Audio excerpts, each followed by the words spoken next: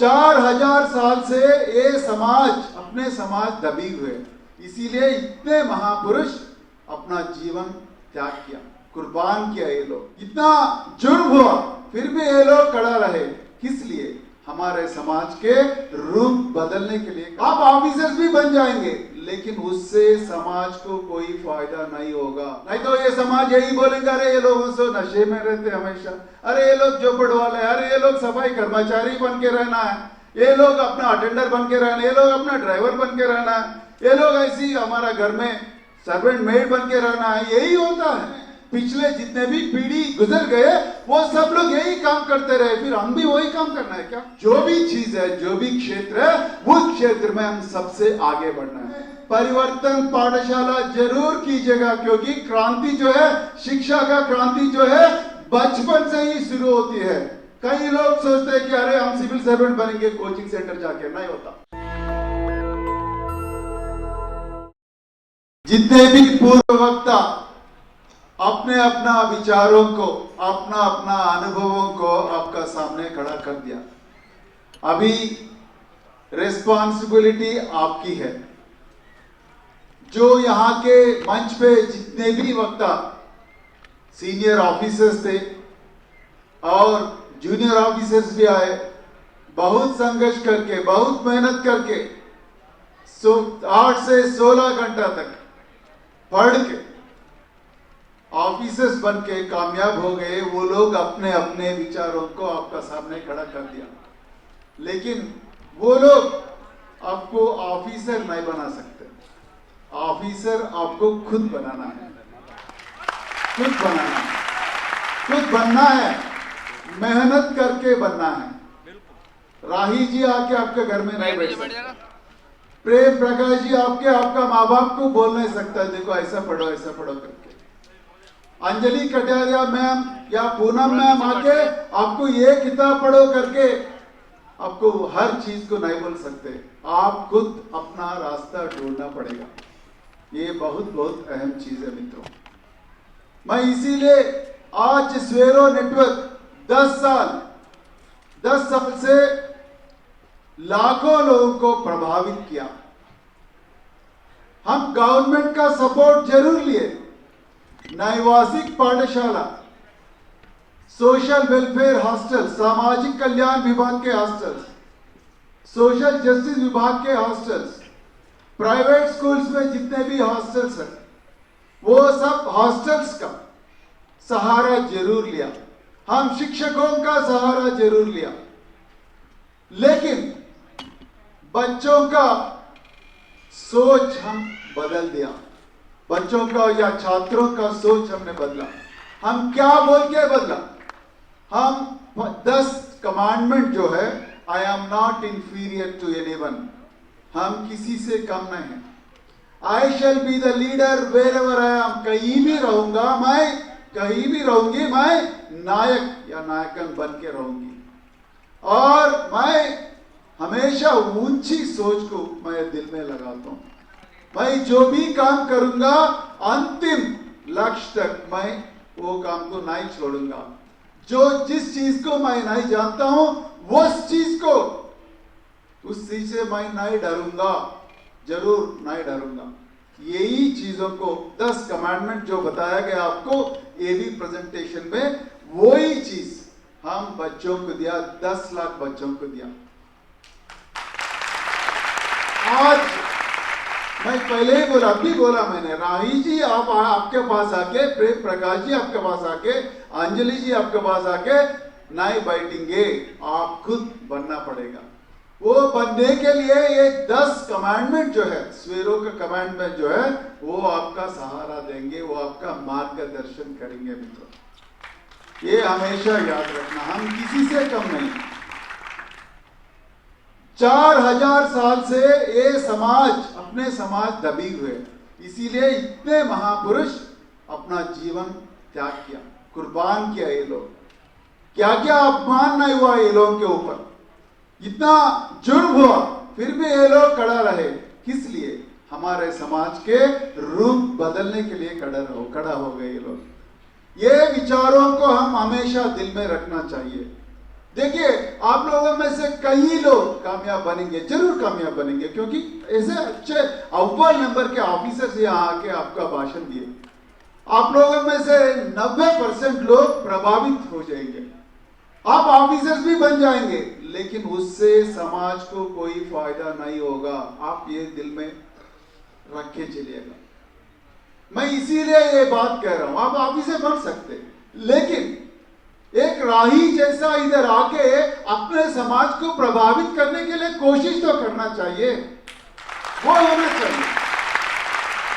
अपने समाज में कई लोग ऑफिसर्स बन गए, राजनीति में भी बहुत सारे ऊपर पोजीशंस में गए, बिजनेस में भी कई ऊपर पोजीशन में गए, लेकिन वो लोग वापस आके मेरे समाज, मैं कहां से आया, मैं कहां रहता था, मैं कहां जीता था, टीना शेड में जीता था, या झोपड़ में जीता था, या स्लम एरिया में जीता था, मेरे माँ बाप क्या काम करते थे, मेरे लिए इतना महापुरुष कौन कौन किस लिए कुर्बान किया, और बाबा साहब ने 4 बच्चों का मौत हो गई, फिर भी हमारे लिए एक संविधान लिख के चले गए बाबा साहब।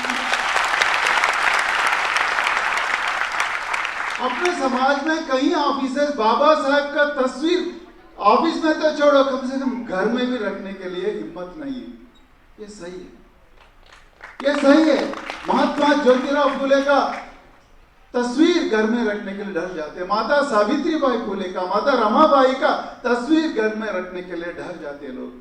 तो इसीलिए मैं ये कह रहा हूं, ऑफिसर सिर्फ ऑफिसर बनने से हमारा समाज का रूप नहीं बदलती, लेकिन तब बदलेगा जब आपका दिल में ये महापुरुषों का विचारधारा रख के, वो विचारधारा का सारांश को लेके आप जब ऑफिसर बन के लोगों के बीच में जाते, आप लोग आपके सामने जो चुनौती आते वो चुनौती का परिष्कार बताते, तब आपका ऑफिसर का सच ये जो पर्पस होगा वो फुलफिल होगा मित्रों। इसीलिए हमने स्वेरोस नेटवर्क स्टार्ट किया। मैंने सोचा मैं एक बड़ा पुलिस ऑफिसर हूं, लेकिन मैं पुलिस ऑफिसर बन के सिर्फ मेरे समाज मेरे खानदान और मेरे बीवी बच्चों के साथ अगर वो कुछ भलाई किया, तो ये बाबा साहब ये नहीं सोचा। मार्च 18 तारीख आगरा में 1953 में बाबा साहब का आंखों में आंसू था। किसी लिए आंसू? क्योंकि मैं जिस समाज के लिए मैं कुर्बान किया, वही समाज जो समाज है, वो समाज के बारे में सोचना बंद किए। वो ऑफिसर्स अपना खानदान के बारे में, सिर्फ अपना खानदान के बारे में सोचना शुरू किए। इसीलिए हमने स्वेरोस नेटवर्क स्टार्ट किया। स्वेरोस नेटवर्क, ये दलित जो शब्द है वो दलित का शब्द का खिलाफ है, क्योंकि दलित का शब्द जो है आपको फिर वो दर्द याद करती है। दलित का नाम, दलित का अर्थ जो है ब्रोकन। आप देखिए विकिपीडिया में, आप देखिए गूगल इमेजेस में जाइए, गूगल इमेजेस में जाके दलित इन इंडिया करके टाइप कीजिएगा, आपको क्या क्या इमेजेस आएगा।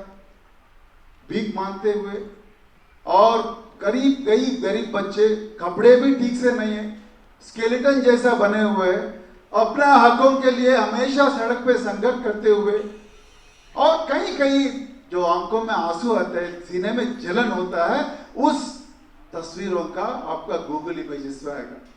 तो हम ये नहीं चाहते थे कि फिर एक बार हम वही दर्द वाली कहानी को याद करने के लिए, इसीलिए मैं राही जी को और जयराम जी को, कई ऑफिसर्स को यूपी से हम एक बार तेलंगाना में जितने भी नैवासिक पाठशाला है, स्वेरोस नेटवर्क के जो जितने भी आइडियोलॉजी है उसके जरिए जितने भी पाठशाला है, वो लोगों को बताया हमने क्या ये लोग, क्या सोच है ये लोगों का।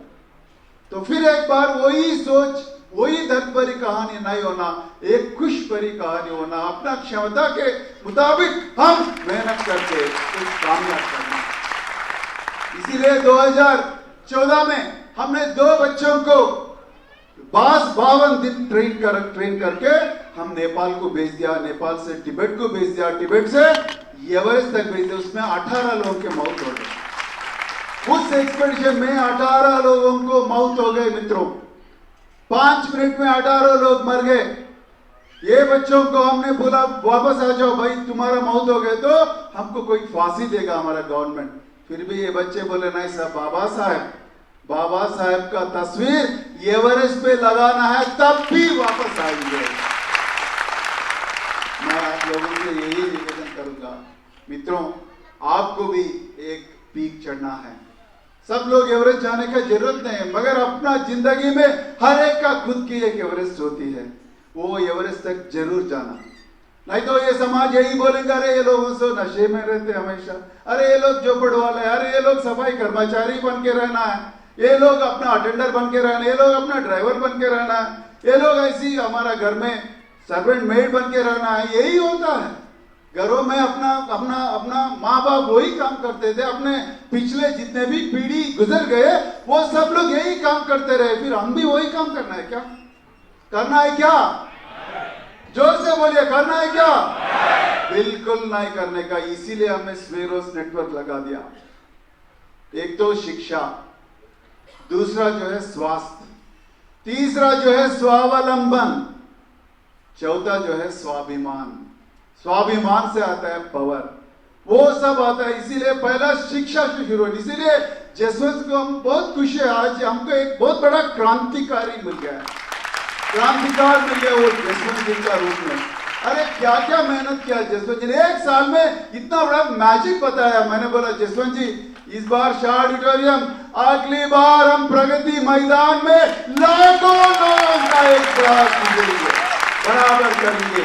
जितना गवर्नमेंट सेक्टर है उस सेक्टर में जॉब्स का कम होते आ रहा है, लेकिन प्राइवेट सेक्टर में आने वाले दिनों में और ज्यादा जॉब्स आएंगे। लेकिन अपने समाज को अभी तक कोई गेट कीपर वहां खड़ा होके, लेकिन तुम्हारे पास ये स्किल नहीं है, तुमको इंग्लिश ठीक से नहीं आता, तुमको ड्रेस करने के लिए ठीक से नहीं आता, तुमको मार्केटिंग स्किल्स नहीं है, तुमको मैनेजमेंट स्किल्स नहीं है, तुमको प्रोग्राम मैनेजमेंट डिजाइनिंग स्किल्स नहीं है, तुम विदेशों में नहीं जा सकते, तुम्हारे पास पासपोर्ट नहीं है, ये नहीं है, वो नहीं है करके हमारा दिलों में डर घुसा दिया। वो डर को मिटाने के लिए आने वाले दिनों में आपके सामने प्राइवेट इंडस्ट्री से भी अव्वल नंबर का chief executive officer, chief financial officer, chief technology officers को आपका सामने खड़ा कर देंगे।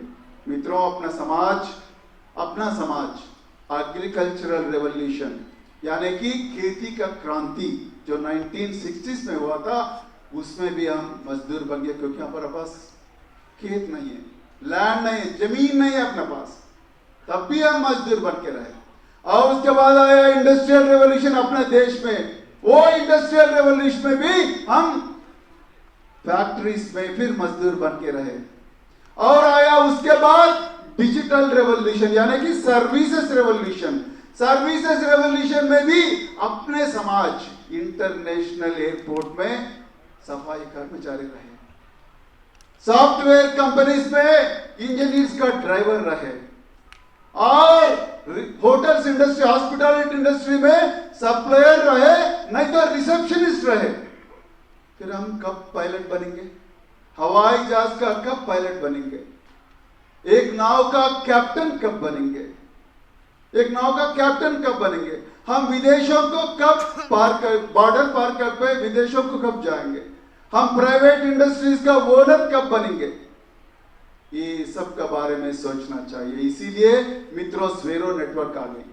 देखो, सरकार के खिलाफ ये नेटवर्क नहीं है, सरकार में जितने भी बजट है उसका ठीक से यूज करने का, उपयोग करने का एक प्लान बनाना ये नेटवर्क का लक्ष्य है। इसका मतलब ये नहीं हम हमेशा जिंदगी भर लाभार्थी बन के जीना नहीं है। आपको समझते हैं लाभार्थी समझते हैं? लाभार्थी बन के यानी कि बेनिफिशियरी। अरे सरकार 6 kg का, जो यूपी का सरकार कई राज्यों में, ना केवल यूपी, हर राज्य में, अरे आप लोग को 6 kg का चावल दे रहे हैं, वोट डालो हमें।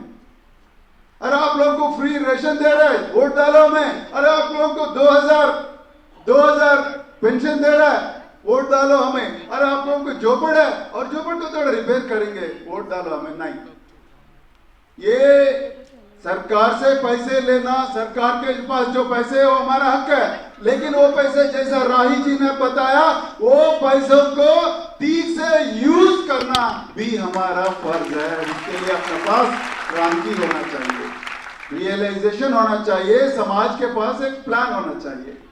इसीलिए स्वेरो नेटवर्क आ गया। मित्रों, शिक्षा में कोई भी पीछे नहीं हटना चाहिए, नहीं तो फिर वो लोग जो अपने दबाए वो लोग फिर बताएंगे देखो भाई ये पिछले काम नहीं करते, अरे लोग सफाई कर्मचारी काम से बहुत संतुष्ट रहते हैं, ये लोग वही है, यही लोग यही काम करना है वो लोग का धर्म है करके फिर वही झूठी इल्जाम लगा के फिर तुमको पिछड़ा बनाएंगे। फिर लोग बोलेंगे अरे पिछड़े वालों का हम ये आरक्षण देते वो आरक्षण दे। यार थक गए ये बात सुन के।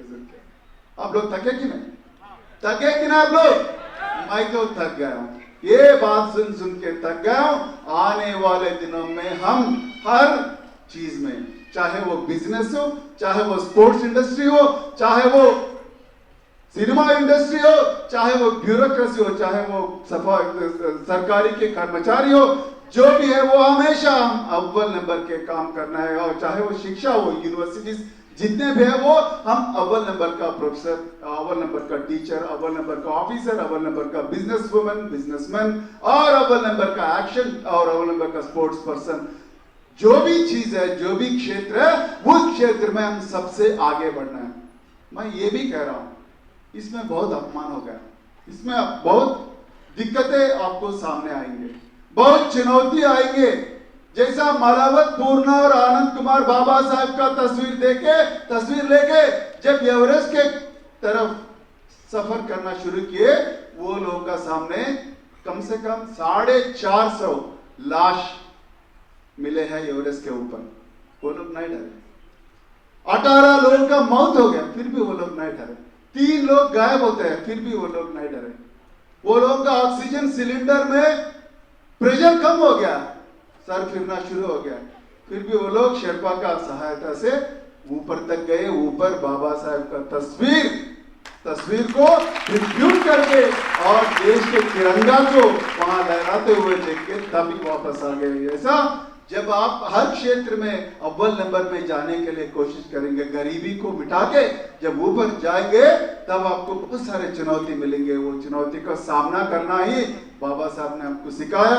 वही चीज आप लोग भी ध्यान में रखना मित्रों। इसीलिए जितने भी राज्य से आज ही लोग आए, आप सभी लोग जसवंत सिंह का मार्गदर्शन लीजिएगा।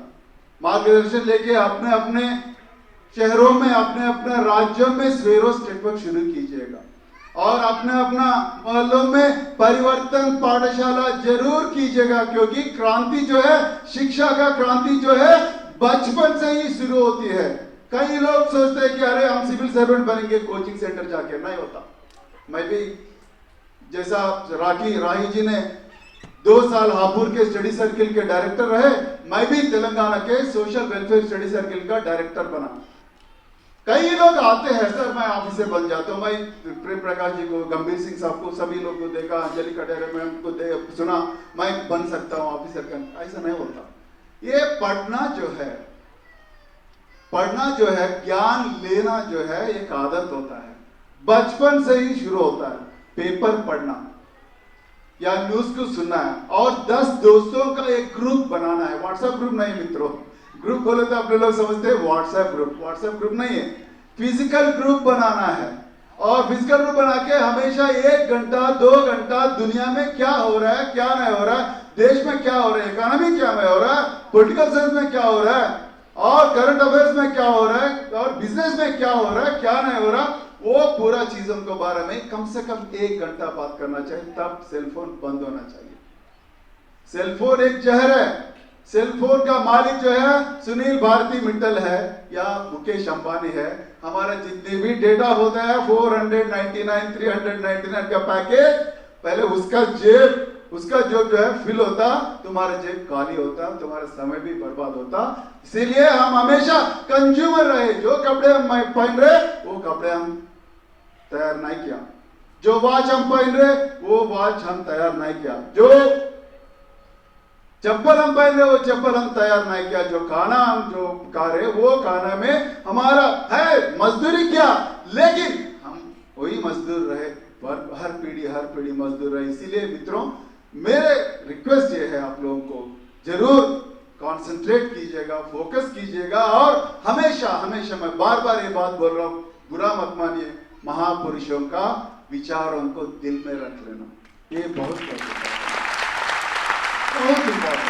तब भी आप अच्छा ऑफिसर बन सकते हैं। तब भी आप ऑफिसर बनने के बाद सामाजिक न्याय के बारे में, इंसाफ के बारे में सोचेंगे।